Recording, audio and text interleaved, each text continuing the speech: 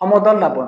আৰু এই সমতল দাপনৰ পৰাই আমাৰ এটা এক্সামত একদম পুৰা কমন কুৱেশ্যন এটা আহে, আৰু সেইটোৱে হ'ল কি যে পোহৰৰ প্ৰতিফলনৰ সূত্ৰ দুটা লিখা।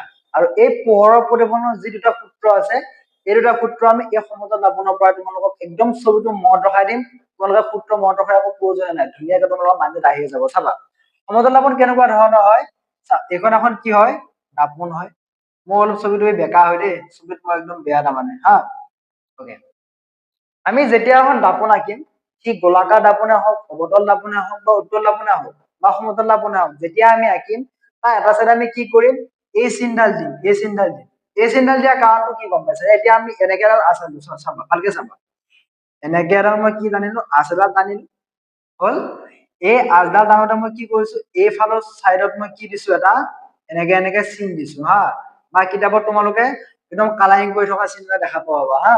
এতিয়া এই যে কালাৰিং কৰি থকা যে বা এই যে মই চিন যে দিলো, এই চিনটো কিয় দিয়া যায় গম পাইছানে? যেতিয়া চাপোজ আইনাখন যে আছে, ঘৰত যে আইনাখন আছে, আইনাখন খুলিবাচোন, প্লাষ্টিকৰ আইনাখন খুলিবা বা ডেচিং আইনাখনৰ পিছফালটো চাবাচোন, তাৰ এটা কালাৰিং কৰা থাকে, থাকে নে থাকে? থাকে। কালাৰ কৰি থকাৰ কাৰণটো কি গম পাইছানে? এই কালাৰটো থকাৰ কাৰণেহে আমি বস্তু এটা দেখা পাওঁ, তাৰ মাজে পোহৰটো গৈ ৰৈ যায় তাৰমানে এটা। মানে কি গম পাইছানে? মানে আইনাত আমি বস্তুটো কেনেদৰে দেখা পাওঁ? আগতে এখন আইনা ৰাখিছো হয় নে, আইনাখন আমি আন্ধাৰত দেখা পাওঁ ন? দেখা নাপাওঁ কেতিয়াও। কি কৰো, পোহৰ আহে, পোহৰ ৰশ্মি আহি কিনে ক'ত পৰে, মোটাত পৰে হল। এই মোটাত পৰি কিনে কি হৈ যায়, তাত প্ৰতিফলিত হয় হল। এই মোটাত যে পৰে ৰশ্মিটো, ৰশ্মিটো পৰি কিনে তাত গুচি যায়। মই লক্ষ্য বস্তু এনেদৰে ৰশ্মি গৈ কিনে তাত পৰে, তেতিয়া সেই বস্তু দেখা পাওঁ। যদিহে সেই আইনাখনৰ মাজে যদি এনেকে যদি পাৰ হৈ গ'ল ৰশ্মিটো, এই খিৰিকীত যে আমি আইনাবোৰ যে লগাও, সেই আইনাবোৰৰ মাজে ইপাৰ সিপাৰ দেখা পাওঁ নে নাপাওঁ? দেখা পাওঁ। কিয় দেখা পাওঁ? কাৰণ সেই আইনাখনত বা সেই দাপনখনত কি নাই, কোনো ধৰণৰ পিছফালটো বন্ধ কৰি থোৱা নাই বা কালাৰিং কৰি থোৱা নাই। সেইটো কাৰণে আমি কি কৰি দেখা পাওঁ, আইনাৰ খিৰিকীখনত ইমূৰৰ পৰা সিমূৰে দেখা পাওঁ বা গাড়ী গ্লাছত দেখা পাওঁ হয়নে? কিন্তু আমাৰ আইনাবোৰত তেনেকুৱা নাথাকে। সেইটো কাৰণে এই চিনটো দিয়াৰ কাৰণটো হ'ল যে সেই চাইডটো কি হৈ আছে, অফ হৈ আছে। যেতিয়া আমি দাপন আঁকিম, অৱতল দাপনে হওক বা উত্তল দাপনে হওক, যেতিয়া আমি আঁকিম, সেই আগতে আমি কি কৰি গুচি যাম গম পাইছানে? এই চিন বিলাক দি গুচি যাম। এই চিনটো দিয়াৰ অৰ্থ এইটোৱে যে কি, যে সেইটো চাইডে দাপনখনক কি নাপায়, দেখা নাপায়। প্ৰতিবিম্বৰ দাপনখনত ইটো চাইডে কি হব, মানে যিটো চাইডে এই চিন বিলাক দিয়ে না, সেইটো চাইডে প্ৰতিবিম্বটো গঠন হব। এতিয়া চাবা, এখন সমতল দাপন, এই সমতল দাপনখনত কি হয়, এডাল আমি লম্ব অংকন কৰিছো, এটা লম্ব কাল্পনিক হা, এটা লম্ব কাল্পনিক, কাল্পনিক লম্ব আছে বুলি ধৰি লোৱা। লম্ব এডাল আছে, মানে মেইন পইণ্ট এটা আছে, আৰু সেই দাপনখনত এটা মেইন পইণ্ট এটা আছে, মানে মধ্যবিন্দু এটা আছে। এইটো আচলতে কাল্পনিক হৈছে, তৃতীয় হয় বুলি কৈছে। অকে, এইটো এটা কি হয়, কাল্পনিক লাইন। এতিয়া চাবা, যেতিয়া পোহৰ আহিব, চাপোজ ইয়াত এটা চ'ৰ্চ এটা আছিলে, লাইটৰ চ'ৰ্চ এটা আছিলে হয়নে? ইয়াত এটা যিকোনো এটা লাইট এটা আছে। এই লাইটটোৰ পৰা পোহৰ যাব, পোহৰ গৈ কিনে একদম যিটো মই আঁকিছো, এটা পইণ্ট যে আঁকিছো, এই পইণ্টটোত পৰিবগৈ। মানে যিডাল লম্ব আছে, সেই লম্বটোত পৰিবগৈ হল। এই ৰশ্মিডাল আহিব, আহি কিনে পৰিব।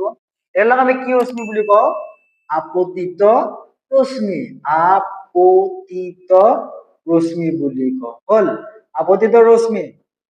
এতিয়া এই আপতিত ৰশ্মিয়ে গৈ ইয়াত এটা কোণ কৰিছে। কাৰ লগত কোণ কৰিছে? এই লম্বডালৰ লগত এটা কোণ কৰিছে।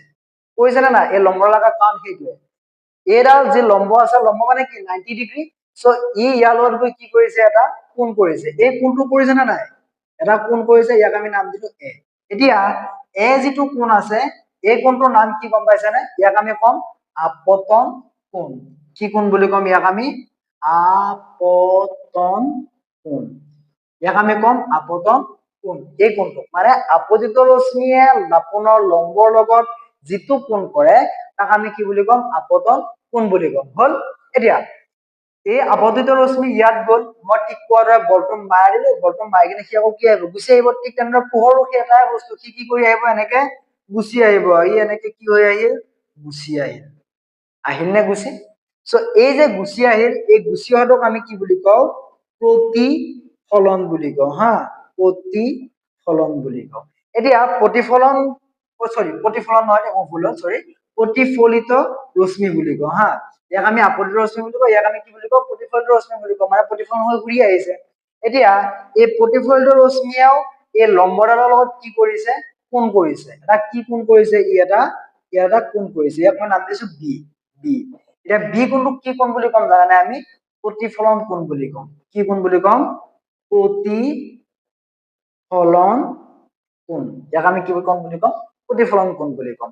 এতিয়া আকৌ এবাৰ মই এইখিনি বস্তু ৰি দিছো, খুব গৰম লাগিছে, ফেনখন অফ কৰি দিছো নহলে মই যায়।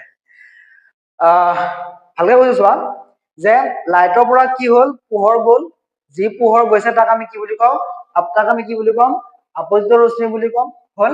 আৰু এই আপত্য ৰশ্মি দাপোনৰ লম্বত গৈ সি কি হব, প্ৰতিফলিত হব, মানে প্ৰতিফলন হৈ ঘূৰি আহিব, তাক আমি প্ৰতিফলিত ৰশ্মি বুলি কম। আৰু আপতিত ৰশ্মিয়ে লম্বৰ লগত যিটো কোণ কৰে তাক আমি কি বুলি কম, আপতন কোণ বুলি কম। আৰু প্ৰতিফলিত ৰশ্মিয়ে লম্বৰ লগত যিটো কোণ কৰে তাক আমি কি কোণ বুলি কম, প্ৰতিফলন কোণ বুলি কম। হল, ইয়াত কিবা নুবুজা আছে, যদি নুবুজা আছে তোমালোকে মোক জনাবা। হল, স্ক্ৰীনত হোৱাটছএপ নাম্বাৰ দিয়া আছে, যদি নোট লাগে সেইটো কথাও জনাবা, আৰু যদি বুজি পোৱা নাই মোক জনাবা, বা ইয়াত যদি বেলেগ কৰিব লাগে সেইটো কথা জনাবা। তাৰপিছত চাবা, এতিয়া আমি দুটা সূত্ৰ পাম, সেইটা সূত্ৰ কিহৰ পাম, প্ৰতিফলনৰ দুটা সূত্ৰ পাম, একদম কমন কুৱেশ্যন এইটো হা, প্ৰতিফলনৰ সূত্ৰ, যে প্ৰতিফলনৰ সূত্ৰ দুটা লিখা আহিবই, এক্সামত আহেই, একদম কমন কুৱেশ্যন। ইয়াৰে এক নম্বৰটো কি গম পাইছানে এতিয়া, যে এক নম্বৰটো কোৱা হয়, প্ৰতিফলনৰ সূত্ৰ দুটা আছে হা, তাই এক নম্বৰটো মই কৈ আছো, কিতাপ চাব নালাগে তোমালোকে, মই মনত পেলাই দিছো, তোমালোকে ভালকে চাবা। আপতন কোণ প্ৰতিফলন কোণৰ সমান। ইয়াৰ মিনছটো কি, আপতন কোণ প্ৰতিফলন কোণৰ সমান মানে ইয়াৰ এই যিটো আপতন কোণ আছে আৰু যিটো প্ৰতিফলন কোণ আছে, মানে সদায় আপতন কোণ আৰু প্ৰতিফলন কোণ সদায় কি হয়, সমান হয়। এইটো হল দাপোনৰ প্ৰতিফলনৰ এক নম্বৰ সূত্ৰ, মানে আপতন কোণ আৰু প্ৰতিফলন কোণ সদায় কি হয়, সমান হয়, মানে a is equal b, a is equal b বুলি কিয় লিখিছো, a মানে মই কি বুলি ধৰিছো, প্ৰতিফলন কোণ বুলি ধৰিছো, আৰু b মানে মই কি বুলি ধৰিছো, সৰি a মানে মই আপতন কোণ বুলি ধৰিছো, আৰু b মানে মই কি বুলি ধৰিছো, প্ৰতিফলন কোণ বুলি ধৰিছো। সেইটো কাৰণে মই কি লিখিছো, আপতন কোণ সমান প্ৰতিফলন কোণ, মানে a সমান b। কিবা নুবুজা আছে, নাই বুলি মই ভাবিছোহে, তোমালোকে এতিয়া কেনেকে শুই থাকিম তোমালোকৰ ঘৰত, তোমালোকে মোক জনাবা। তাৰপিছত 2 নম্বৰ, আপতিত ৰশ্মি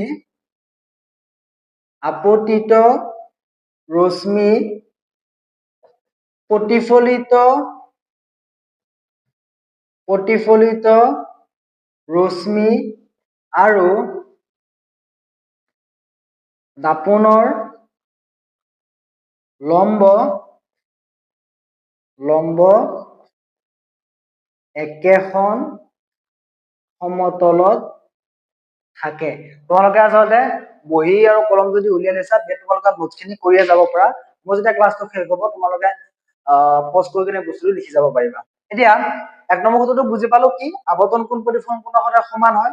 2 নম্বৰ বস্তুটো কি, আপতিত ৰশ্মি, আপতিত ৰশ্মি হয় নে নহয়, প্ৰতিফলিত ৰশ্মি হয় নে নহয়, আৰু লম্ব, মানে আপতিত ৰশ্মি, প্ৰতিফলিত ৰশ্মি আৰু দাপোনৰ বিন্দু টনা লম্ব সদায় একেখন সমতল থাকে। এতিয়া এইখন এখন সমতল হয় নে নহয়, এখন সমতলে আছে ইয়াত, হয় নে নহয়। সো এটা বস্তু আপতিত ৰশ্মি, দুটা বস্তু প্ৰতিফলিত ৰশ্মি, আৰু 3 নম্বৰ বস্তু লম্ব, ইয়াক আমি কি বুলি কৈছো, লম্ব বুলি কৈছো। হল, লম্ব বুলি কৈছো। এই তিনিটা বস্তু একেখন সমতলতে আছে নে নাই, গোটেইখিনি একেখন সমতলতে আছে, আৰু এই একেখন সমতলতে আছে কাৰণে এইটো 2 নম্বৰ সূত্ৰ, যে আপতিত ৰশ্মি, প্ৰতিফলিত ৰশ্মি আৰু দাপোনৰ বিন্দু তৰা লম্ব একেখন সমতলতে থাকে। হল, এতিয়া 1 নম্বৰ সূত্ৰটো মই আকৌ এবাৰ কৈছো, প্ৰতিফলন 1 নম্বৰ সূত্ৰটো কি, আপতন কোণ প্ৰতিফলন কোণৰ সদায় কি হয়, সমান হয়। 2 নম্বৰ বস্তু, 2 নম্বৰ নিয়মটো কি আছিলে, আপতিত ৰশ্মি আৰু প্ৰতিফলিত ৰশ্মি আৰু দাপোনৰ বিন্দু টনা লম্ব সদায় কি হয়, একেখন সমতলতে থাকে। হল, ইয়াত যদি কিবা নুবুজা আছে তোমালোকে মোক কন্টেক্ট কৰিবা, হ'ব। আৰু ইয়াৰ লগতে এইখিনি আছিলে সমতল দাপোন, অহাকালিৰ পৰা গোলাকাৰ দাপোন পঢ়িম, বা গোলাকাৰ দাপোন কি সেইখিনি বস্তু পঢ়িম। গোলাকাৰ দাপোনৰ প্ৰকাৰ আছে, উত্তল দাপোনৰ উত্তল দাপোন কি, আৰু সিহঁতে কিছুমান ৰশ্মি আঁকে বা ৰশ্মি কৰে, কেনেকে পোহৰ প্ৰতিফলিত হয়, আমি সেইখিনি বস্তু পঢ়িম। হল, আৰু এটা বস্তু তোমালোকক চটকে বুজাই দিছো দেই, পাহৰিলো বস্তুটো বুজাব, পোহৰ কি বুজালো, প্ৰতিফলন কি বুজালো, হয়নে। প্ৰতিফলন মানে হল বস্তুটোৰ মাজে যেতিয়া পোহৰটো খুন্দা খাই ঘূৰি আহিব। আৰু এটা বস্তু আছে প্ৰতিসৰণ, হয়নে, দাপোন ক্ষেত্ৰৰ নাম আছে প্ৰতিসৰণ।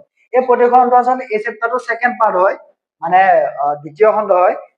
ফাৰ্ষ্ট টাইম আমি প্ৰতিফলনটো কৰিম, তাৰপাছতে প্ৰতিসৰণ কৰিম। প্ৰতিসৰণ মানে কি জানানে, যেতিয়া দাপোন এখনৰ মাজে পোহৰটো যিকোনো দাপোন বুলি নহয়, যিকোনো বস্তুৰ মাজে এতিয়া পোহৰটো কি হৈ যাব, পাৰ হৈ যাব, তাক আমি কি বুলি কওঁ, প্ৰতিসৰণ বুলি কওঁ। এইটো অলপ বেলেগ টাইপৰ বস্তু, ইয়াৰ অকমান জামালা আছে, ই অকমান জেং আছে হা, ই অলপ জেং আছে, জেং থকা বস্তুটো অলপ দেৰিকৈ পঢ়িম, আগতে জেং নথকা যিখিনি বস্তু আছে সেইখিনি বস্তু বুজিলে তেতিয়া তোমালোকৰ নেক্সট টাইম সুবিধা হ'ব। হ'ব, আৰু ইয়াৰ লগতে যদি তোমালোক কিবা নোট লাগে তোমালোকে মোক কণ্টেক্ট কৰিবা আৰু যদি ভাল পাইছা মোক ভাল পোৱাটো নহয় যদি ক্লাছটো ভাল পাইছা তেতিয়াহ'লে শ্বেয়াৰ কৰিবা হ'ব থেংক ইউ